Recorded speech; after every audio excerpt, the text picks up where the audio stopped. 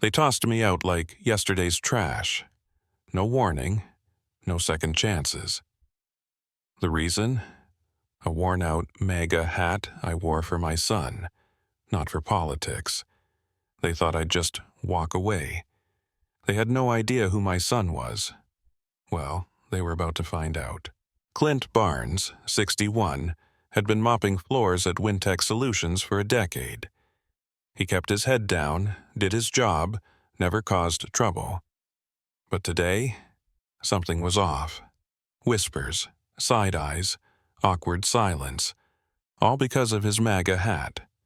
It wasn't a statement, just a gift from his son, but now, it felt like a target. By noon, the intercom crackled. Clint Barnes to HR, immediately. Here we go. Jonathan Hayes, 39, HR director, looked nervous. Clint, we've had complaints. Clint crossed his arms. About? Your hat? Clint smirked. You're joking. Jonathan exhaled. It's making people uncomfortable. Clint chuckled. I mop floors, John. I ain't giving speeches. It doesn't matter. So you're firing me over a hat? Jonathan nodded, effective immediately. Clint stood, adjusting the brim. You're making a mistake. And with that, he walked out. By the afternoon, Wintech Solutions was on fire. Not literally, but close. Whispers turned into heated debates. Cubicles buzzed like a hornet's nest poked with a stick. They really fired Clint? Over his hat, just like that. Man, that's wild. Dude's been here longer than most of us. HR's out of control. Some employees nodded along, agreeing with HR's inclusive environment talk. Others, they were furious. Clint wasn't some loudmouth troublemaker. He cleaned up after everyone. Always said good morning, never complained.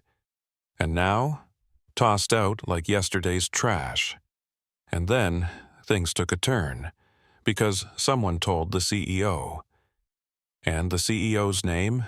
Samuel Barnes, Clint's son. By the time Samuel Barnes stormed into HR, Jonathan Hayes was already sweating through his shirt. The energy in the room shifted fast. Samuel, 35, young, sharp, and looking downright dangerous, stood in the doorway, hands in his pockets. His voice? Calm. Too calm. Jonathan's face went pale. Mr. Barnes, Samuel didn't blink. You fired my father. Jonathan stammered. Sir, I didn't know he was your father. Samuel's head tilted slightly. Oh, so if he wasn't my dad, you'd still stand by this ridiculous decision? Jonathan's lips parted, then shut. No good answer for that one. Samuel took one slow step forward. You fired a man who's been loyal to this company longer than you've had a desk. For a hat? Jonathan swallowed hard. Some employees felt unsafe. Samuel laughed, dry, cold. Unsafe? From what? A 61-year-old janitor with a mop? Jonathan's face was pure panic. Samuel leaned in slightly, voice dropping lower. You know what makes me uncomfortable, Jonathan? What? People in management making dumb decisions that hurt good employees. Silence. Then, Samuel straightened, adjusting his cuff. Pack your stuff, you're done here. Jonathan's mouth fell open. Sir, please. Samuel didn't wait for excuses. He just turned and walked out. The next morning, Clint Barnes walked back into Wintech Solutions like he owned the place. Same coveralls. Same slow, steady stride. And most importantly, same MAGA hat. The difference? Nobody said a word. No whispers. No awkward glances. No side eyes from the break room. Just quiet respect. Or, at the very least, fear of ticking off the wrong person. At the entrance, Samuel Barnes stood waiting, arms crossed, a knowing smirk on his face. "Welcome back." Clint tipped his hat.